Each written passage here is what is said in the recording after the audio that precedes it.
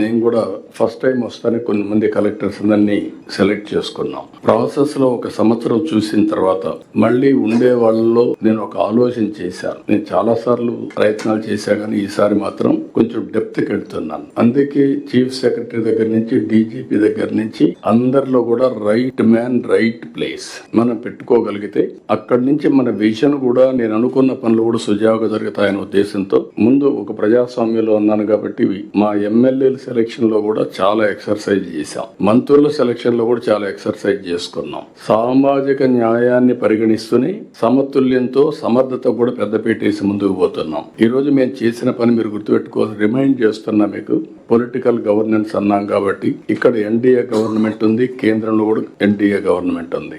Double engine సర్కార్, double digit growth. Highest growth rate 10.5% first quarter లో వచ్చాం. కానీ మన ఎయిమ్ అయితే ఇంకా ఎక్కువ ఉంది, ఉంది.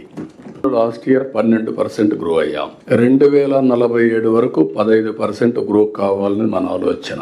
7.5% కి 15% డిఫరెన్స్ మీరు చూస్తే 4.5 times CAGR. మామూలుగా గ్రో అయితే మీరు ఒక 10 లక్షల రూపాయలు పర్ క్యాపిటల్ ఇన్కమ్ వస్తే, అదే మీరు 15% గ్రో అయితే 45 lakhs వస్తుంది. That is the difference. 10 లక్షలకి 45 లక్షలకి 22 సంవత్సరాల్లో. అందుకనే ఈ రోజు మీరు చూసినప్పుడు చాలా స్పష్టంగా I'm very happy. Finance department planning, they have done very good exercise. ఈ రోజు కలెక్టర్స్ కాన్ఫరెన్స్ లో ఈ రోజు రేపు మీరు మాట్లాడే విషయాలను చూశాను.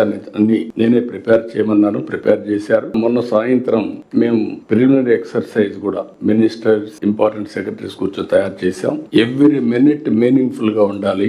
కలెక్టర్స్ కి స్పేస్ ఉండాలి, మీరు అడగడానికి, అవగాహన చేసుకోవడానికి. అదే మరి విజన్ కూడా ప్రాపర్ గా మీకు కమ్యూనికేట్ చేయాలని ఎక్సర్సైజ్ కూడా చేసి కలెక్టర్స్ కాన్ఫరెన్స్ కి వచ్చాం.